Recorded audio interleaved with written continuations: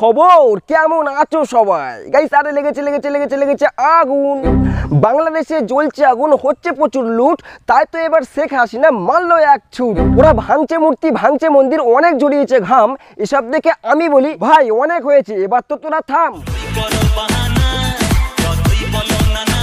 তো বাংলাদেশের স্টুডেন্টরা অনেক বাধা বিপত্তি পেরিয়ে তারা তাদের দেশকে স্বাধীন করেছে, আর অনেক স্টুডেন্ট তাদের প্রাণও হারিয়েছে। কিন্তু এই স্বাধীনতা লাভের পর কিছু ফটো ভিডিও ভাইরাল হয়েছে। ভাই রে ভাই, এগুলো দেখে আই এম তো অবাক। তোমরা কি ভাবতেছো লোকটি চেয়ার নিয়ে যুদ্ধ দেখতে যাচ্ছে? না না না না, সম্পূর্ণ ভুল। ওরা দল বেঁধে গণভবন লুট করতে যাচ্ছে। একই রে ভাই, এরা তো টপ নিয়ে পালাচ্ছে। এটা তো জিমের যন্ত্রপাতি, এটা কেউ এরা ছাড়লো না। এদিকে চাস্তো ভাই গিটার নিয়ে পালাচ্ছে। গান গাইতে পারুক আর না পারুক, অন্তত দুটো ফটো তুলে ফেসবুকে শো আপ করা যাবে। সবই তো বুঝলাম দাদা, তুমি ওই কাপটি কি জন্য নিয়েছো জানি না। কি সর্বনাশ, এ কি দেখে ফেললাম, বিড়াল লুট করতেছে। বলি দাদা, ও দাদা, তোমার কি মেয়ে হওয়ার খুব শখ ছিল নাকি? তুমি কি লুকিয়ে লুকিয়ে শুধু বেড়া পড়ো নাকি শাড়ি চুড়িও পড়ো? গজব বেইজ্জতি। তুমি যে ধরনের কর্মকাণ্ড করেছো, তোমার তো গু ছুঁড়ে মেরে গুয়েস্ত্রী অফ দ্য ওয়ার্ল্ড উপাধি দেওয়া দরকার। এই কাকারা আবার বেশি হাগার প্যান ঘাড়ে করে নিয়ে পালাচ্ছে। বুঝলেন না, অভাবের তাড়নায়। হোক না লোকের ব্যবহার করা গুয়ে প্যান, খালি হাতে ভাই আমি বাড়ি ফিরবো না। আমার দ্বারা কিছুই অসম্ভব নয়। এই দোস্ত ঘাড়ে করে আবার একটি টেবিল ফ্যান নিয়ে পালাচ্ছে। এরা বেশ বড় সড়ো দানি মেরেছে, এসি লুট করে নিয়ে পালাচ্ছে। ওই জন্য মুখে বিরাট হাসি। আর গিয়ে এসিটা চালাও, তারপর যখন এসির বিলটা আসবে তোমাদের ওই খুশি পিছন থেকে বেরকে যাবে। এই দাদাই হচ্ছে আমাদের প্রকৃত বিস্কুট লাভার। এক প্যাকেট লেরো বিস্কুট এবং একটি কাপ প্লেট নিয়ে দাদা আমাদের বিরাট খুশি। এই দিদি ভাই বিরাট খুশি। পোটলাই কি আছে জানি না, সঙ্গে একটি গাছও নিয়েছে। বাহ, গাছ লাগাও প্রাণ বাঁচাও, এই বার্তাই দিচ্ছে। এই চাস্তো ভাই আবার সেই লেভেলের প্লেয়ার, এর প্রশংসা না করে তোমরা যেতেই পারবে না। বালতিতে শাড়ির লোডটা কি হয়েছে, লুটের শাড়ি হাত ছাড়া করা যায়, সেই জন্য নিজেই গায়ে পড়ে নিয়েছে। কিন্তু শাড়ির সাথে সাথে চুড়ি, টিপ এবং দুলটা পড়লে তুমি এই কম্পিটিশনে ফার্স্ট হতে। এ দোস্ত আবার রাজা হাঁস নিয়ে পালাচ্ছে।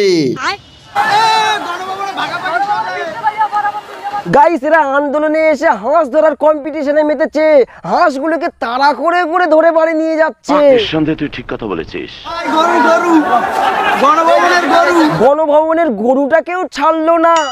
গণভবনের মাছগুলো কেউ ছাড়ছে না। এরা আবার মাছ ধরতে জলে নেমে পড়েছে। কে এদেরকে বোঝাবে? ওই লাল মাছগুলো খায় না রে মূর্খ।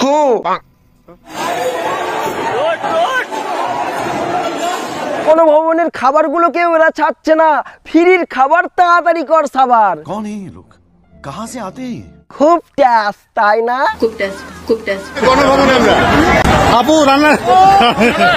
এই দিদি ভাই আবার পুঁই শাক লুট করেছে।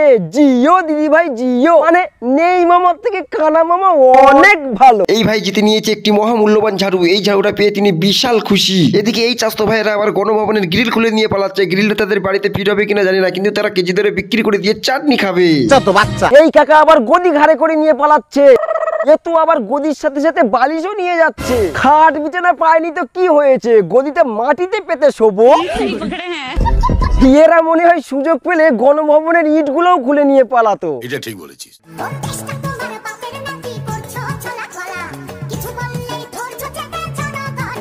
দেখো মাসি ক্যামেরার সামনে ব্যাঙের মতো থপ থপ করে পদু দোলালে সেটা সমাজের কোনো কাজে লাগে না। देश में हिंदुओं के खिलाफ हिंसा देखने को लगातार मिल रही है। कई हिंदुओं के घर और मंदिर तोड़े जा रहे हैं। এগুলো করে তোমরা তো তাদেরই অপমান করছো যারা এই আন্দোলনে তাদের মূল্যবান প্রাণ বলিদান দিল। এই আন্দোলন কাদের জন্য করলাম, কাদের জন্য আন্দোলন করছি আমরা? মন্দির, তারপর বাসা বাড়িতে যে আগুন ধরাই দিচ্ছে, তাদেরকে মারধর করতেছে। ভাই এটা কেন হবে? কোটা আন্দোলনের মূল উদ্দেশ্য কি? এটাই ছিল ভাই, আমরা ইন্ডিয়ান হয়ে আমরাও কিন্তু কোটা আন্দোলনের সাপোর্টার।